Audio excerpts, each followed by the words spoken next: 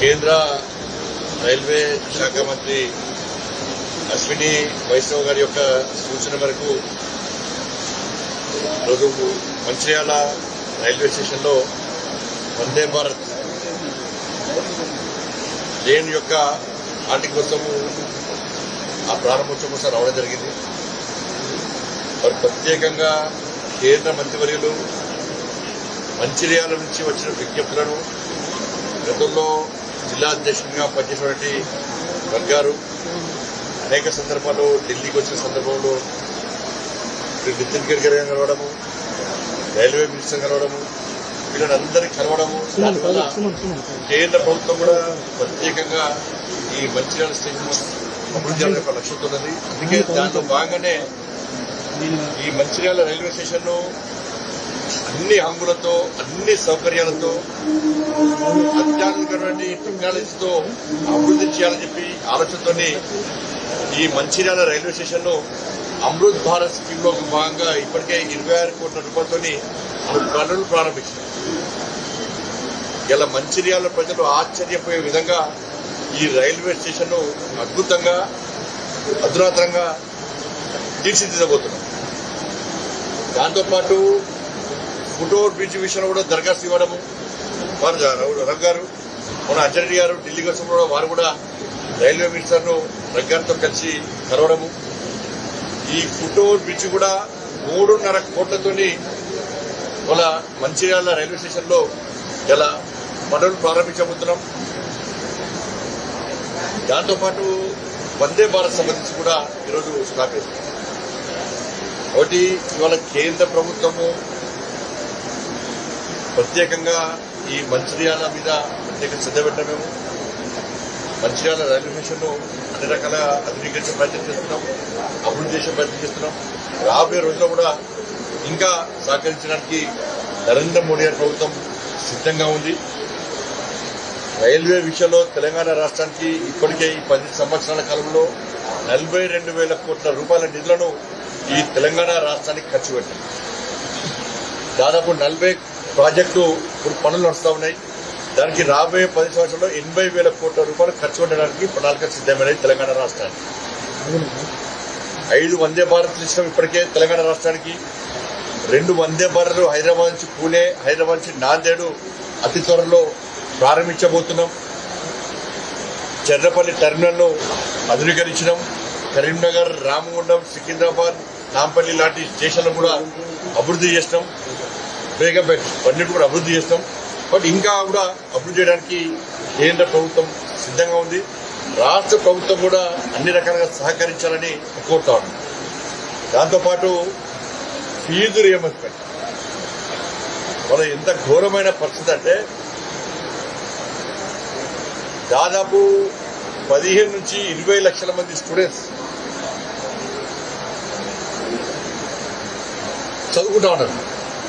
ఈ fee reimbursement వాళ్ళ మొత్తం భవిష్యత్తు అంతా కూడా నాశనమయ్యే పరిస్థితి ఇవాళ తెలంగాణ రాష్ట్రంలో వచ్చింది. ఇవాళ గత బీఆర్ఎస్ పార్టీ 10 సంవత్సరాలు ఫీజు రియంబర్స్మెంట్ చేయకపోవడం వలన దాదాపు 8 నుంచి 10,000 కోట్ల రూపాయలు వాళ్ళ బకాయిలు ఇవ్వాల్సి ఉంటాయి. వాళ్ళు చేతులు తెచ్చిర్రు. చేతులు తెచ్చేసరికి ఏమైంది, అరే మా పిల్లల భవిష్యత్తు బాగుపడుతుంది కావచ్చు అని చెప్పి ఇటు పేరెంట్స్, మా పాఠశాల కళాశాల పరిస్థితి బాగుపడుతుంది కావచ్చు అని చెప్పి ఇటు కళాశాల పాఠశాల యజమానులు వీళ్ళందరూ కలిసి బీఆర్ఎస్ కు బుద్ధి చెప్పి కాంగ్రెస్ పార్టీని నమ్మి ఓటేస్తే ఫీజు రియంబర్స్మెంట్ కు బ్రాండ్ అంబాసిడర్ గా చెప్పినటువంటి కాంగ్రెస్ పార్టీ ప్రభుత్వము ఈరోజు ఫీజు రియంబర్స్మెంట్ చెల్లించకపోవడం వల్ల విద్యా సంస్థలు నడిచే స్థితిలో లేవు. నమ్మించారు. వాళ్ళ కేసీఆర్ గారేమో పంజాబ్ పోయి చెల్లని చెక్కులు ఇచ్చి తెలంగాణ పరువును బజార్ కట్టింది. తన నాశనం చేసిన ఇజ్జత్ తీసేయండి. ఈ కాంగ్రెస్ పార్టీ ప్రభుత్వం ఏం చేసింది, టోకెన్లు ఇచ్చింది. టోకెన్లు ఇచ్చింది, పేపర్ 10 రాసినట్టు రాయించారు. ఆ టోకెన్లు చెల్లిన పరిస్థితి. టోకెన్లు ఎందుకు ఇచ్చారు, వెళ్ళమన్నారు, ఎందుకు ఇస్తున్నారు పైసలు? మరి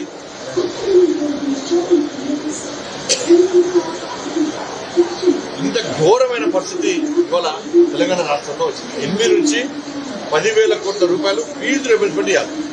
ఇలా పాఠశాల పరిస్థితి ఏంటి? వాళ్ళు ఆ ఇంటి ఆ బిల్డింగ్ కిరాయి చెల్లించలేని పరిస్థితి, కరెంటు బిల్లులు చెల్లించలేని పరిస్థితి, దాంట్లో పనిచేసే నిరుద్యోగ యువతకు కొంతమంది ఎంప్లాయ్మెంట్ దొరికింది కృషి అయిన వాళ్ళు, వాళ్ళకి సిబ్బందికి జీతాలు ఇవ్వలేని పరిస్థితి. వాళ్ళు కూడా ఎన్ని రోజులు భరిస్తారు? వాళ్ళు కాంగ్రెస్ పార్టీకి పూర్తి శాతం మద్దతు తెలిపారు. వాళ్ళ భుజాన్ని వేసుకొని వాళ్ళే పైసలు ఖర్చు పెట్టుకున్నారు.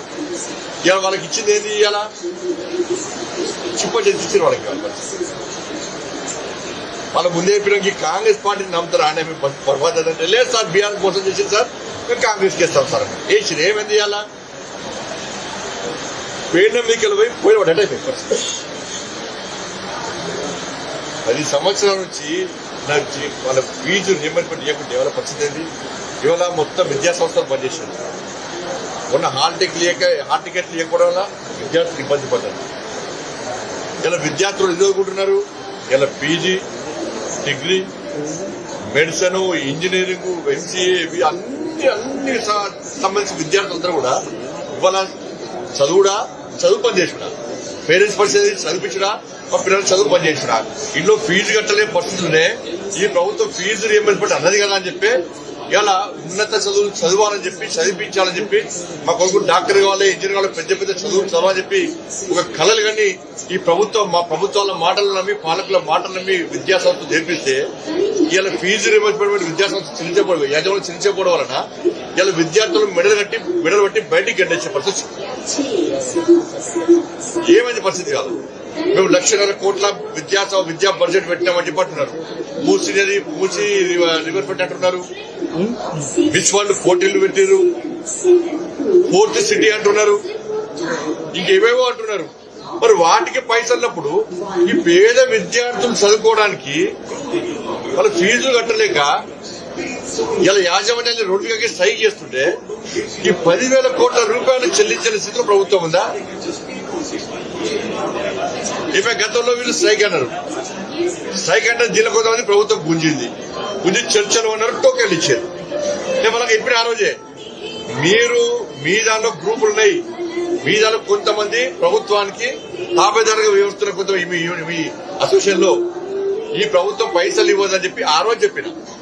భారతీయ జనతా పార్టీ మొదటి నుంచి కూడా ఫీజు రియంబర్స్మెంట్ చెల్లించాలని చెప్పి విద్యార్థులకు అన్యాయం కావద్దు, యాజమాన్యాల వాళ్ళను కాపాడండి, వాళ్ళు అప్పుల పాలయ్యారు, బ్యాంకులలో ఇంట్రెస్ట్ కట్టలేకపోతున్నారు, వాళ్ళ ఆస్తులు అమ్ముకున్నా కట్టలేని పరిస్థితి.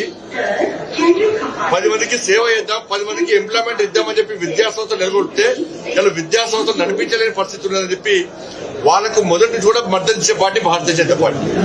ఇవాళ అప్పుడు ఇయ్యపోతుంది, మాట ఇస్తుంది, చర్చ జరుపుతుంది, చర్చలు సఫలమే, టీవీలలో బ్రేకింగ్ తీసుకుంటారు, పేపర్ స్టేట్మెంట్ ఇస్తుంది, మిమ్మల్ని నమ్మి మళ్ళీ వాళ్ళు స్ట్రైక్ విరమించుకోండి. మళ్ళీ అలా ఏమైంది? బట్ ఇది చాలా బర్నింగ్ ఇష్యూ. విద్యార్థుల భవిష్యత్తు దయచేసి నాశనం చేయొద్దు. వెంటనే యాజమాన్యాలకు చెల్లించాల్సినటువంటి ఫీజు రియంబర్స్మెంట్ మొత్తం వెంటనే చెల్లించాల్సిందిగా నేను రాష్ట్ర ప్రభుత్వాన్ని డిమాండ్ చేస్తున్నా. ఇది ప్రజలందరూ కూడా ఇబ్బంది పడుతున్నారు. చదివించకపోవడమా? ఇది కాదు, ఇంకా ఆరోగ్యశ్రీ దాదాపు 1,200 కోట్ల రూపాయల బకాయిలు ఉన్నాయి. ఆరోగ్యశ్రీ ఇలా ప్రైవేట్ హాస్పిటల్లో ట్రీట్మెంట్ చేసుకోలే పరిస్థితి. వాళ్ళు మెడల్ పెట్టి బయట నిలుపుతున్నారు. ప్రభుత్వం మాకు ఆరోగ్యశ్రీ బకాయిలు చెల్లిస్తలేదని చెప్పని ఆ ప్రభుత్వం చెల్లించాలి, ఈ ప్రభుత్వం చెల్లించలేదు, మెడల్ పెట్టి బయట నిలుపుతున్నారు. ప్రభుత్వ ఆసుపత్రి పోదంటే సూదులున్నాయి, మందులున్నాయి, కనీసం దూది కూడా ఉండదు ఆడ. ఆ పరిస్థితి వాళ్ళది. ఆ 12,000 కూడా చెల్లిస్తున్నారు ఆరోగ్యశ్రీ, అవి చెల్లించలే. ఇలా పేదోలు ఇవాళ మొత్తం వాతావరణం మారింది, వర్షాలు పడుతున్నాయి, వరదలు వస్తున్నాయి, అనేక రోగాలతో, డెంగ్యూతో పాటు అనేక రోగాలతో, మలేరియా, వైరల్ ఫీవర్స్ తో ప్రజలు ఇబ్బంది పడుతున్నారు.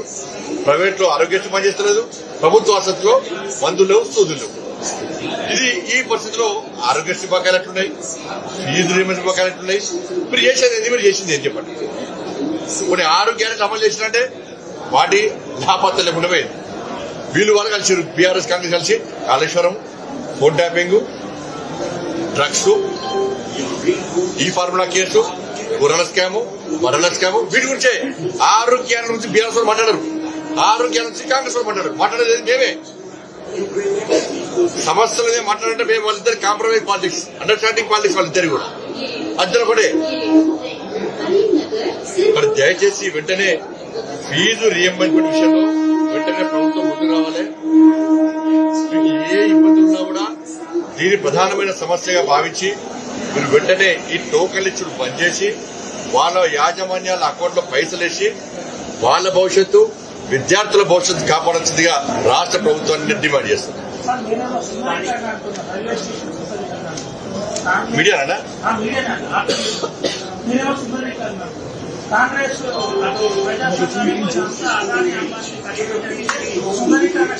కమ్యూనిస్టు అన్న కమ్యూనిస్టు ఇప్పుడు మీకు ఎవడరు ఎక్కడ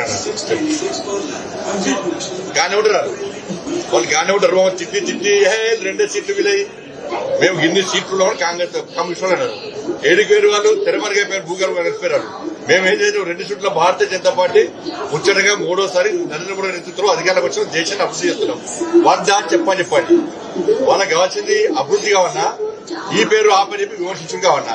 మరి వాళ్ళు అంత ముందు కాంగ్రెస్ పార్టీతోనే అధికారం చెలాయించారు. ఎన్ని రైల్వే స్టేషన్ అభివృద్ధి చేశారు, ఎన్ని ఎవరి కోట నిర్మించారు, ఎన్ని రైల్వే స్టేషన్ నిర్మాణం చేపట్టారు, ఈ దేశంలో ఎన్ని కొత్త రైల్వే లైన్లు చేశారు. బ్రిటిష్ వాళ్ళ కాలం తర్వాత కాంగ్రెస్ పార్టీ కాలంలో ఎప్పుడైనా ఏమైనా చేసిరా వాళ్ళు?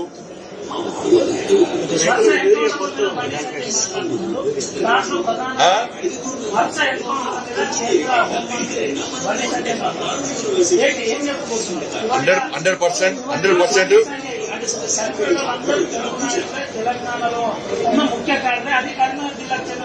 మరి వాళ్ళు చంపింది ఎవరిని? నక్సలైట్ చంపింది ఎవరిని? ఎవరు చెప్పింది? అమెరికా అన్నారు వాళ్ళు చెప్పి తెలుగులోనే కదా, వాళ్ళు చంపి తెలుగులోనే కదా. ఎంతమంది పోలీసులు చంపారు తెలంగాణ రాష్ట్రంలో? ఎంతమంది పోలీసులు అమరు తెలంగాణ రాష్ట్రంలో? ఇలాగ రాజ్య నాయకు ఎస్టీ ఏం తప్పు చేసిండు? శ్రీపాదరావు గారు అజాత శత్రువు ఏం తప్పు చేసిండు? నర్సిరెడ్డి గారు, చిట్ట నర్సిరెడ్డి గారు ఏం తప్పు చేసిండు? కాంగ్రెస్ పార్టీ సమాధానం చెప్పాలి ఫస్ట్.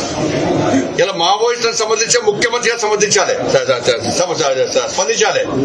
ఇలా బుచ్చిరెడ్డి డిఎస్పీ గారు ఏం తప్పు చేశారు? ఎంతమందికి కానిస్టేబుల్, ఎస్ఐ మహాముత్తానం పోతుంటే, డ్యూటీలో బాగా పోతుంటే, వాళ్ళ భార్య సీమంతం, ఆ రోజు వాళ్ళ భార్య సీమంతం పోతుంటే ఎస్ఐ ఏం తప్పు చేశాడు? ఎస్ఐ డ్యూటీ చేసిండు. ఆయన పుట్ట కూటి కొట్ట చేసాడు, నేను కొట్టను కాదు.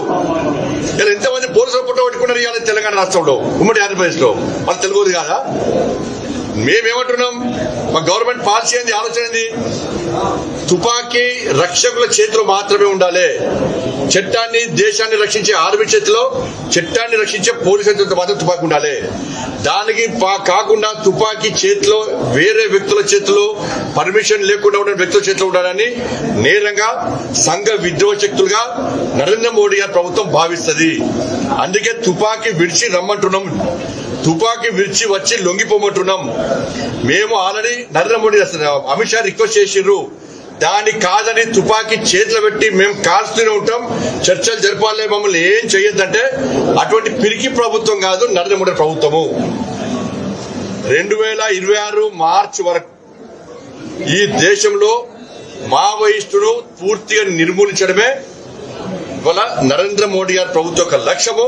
అమిత్ షా గారు ఆల్రెడీ స్పష్టం చేశారు. అమిత్ షా గారి నేతృత్వంలో దీన్ని సాధించబోతున్నాం. ఇప్పటికే పూర్తిగా అంతర్ముందు చేయాలా, ఏం సాధించు చెప్పండి. ఇవాళ మీరు ఏం చేస్తారు? ప్రజాస్వామ్యానికి వ్యతిరేకంగా ఓట్లేదంటారు, ప్రజాస్వామ్యానికి విరుద్ధము, ప్రజల చేత ఎన్నుకోబడ్డ ప్రభుత్వాలను కూలగొట్టాలంటారు. 15th ఆగస్టు రోజు, 26 జనవరి రోజు జాతీయ జెండా ఎగిరేదు, నల్ల జెండా ఎగిరేయాలంటారు. మీరు ఏ దేశానికి సంబంధించిన భక్తులకు ఇప్పటికీ అర్థం కాలే. దీన్ని వ్యతిరేకించాలా వద్దా? ఎంతమంది ఆదివాసులను చంపారు, ఎంతమంది ఎస్సీ ఎస్టీలను, ఎంతమంది ఎస్సీ బీసీలను చంపారు, ఎంతమంది అమాయకులు చంపారు. మీరు అమాయకులు చెప్పడానికి ఇప్పుడు మీరు సాధించింది ఏంది? అలా సాధించింది ఏంది? మీరు చనిపోయారు ఎన్కౌంటర్లో, మీరు కూడా చనిపోయారు.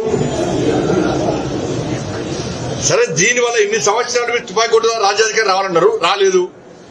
నక్సల్యం పూర్తిగా అంతమంది పోతుంది. ఇప్పటికైనా కనివిప్పు కలిగి, ఇప్పటికైనా వాస్తవాలు ఆలోచించి రండి, ప్రజాస్వామ్యం రావాలి, ఎన్నికల్లో పోటీ ఇవ్వాలి, గెలవాలి. మీ ప్రభుత్వం ఏర్పడాలంటే ఏం చేస్తారో ప్రజలకు చెప్పండి. ఇది మంచి పద్ధతి కాదు అంటారు.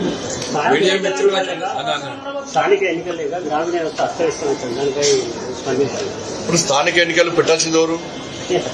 రాష్ట్ర ప్రభుత్వం పెట్టాలి. దానికి కుండి సాకులు వెతికి ఓటు ద్వారా స్థానిక సంస్థల ఎన్నికలను గెలవలేమని చెప్పి భావించి, ఎందుకంటే ఈ 2 సంవత్సరాల కాలంలో కాంగ్రెస్ పార్టీ ప్రభుత్వము ఈ ఒక్క గ్రామ పంచాయతీకి ఒక్క పైసా ఇచ్చిన దాకా ఒక్క పైసా మీరు రూరల్ పెట్టు మీరు అనేక సందర్భాల్లో అనేక ప్రాంతాల్లో అనేక గ్రామాల్లో ప్రకటిస్తూ ఉంటారు.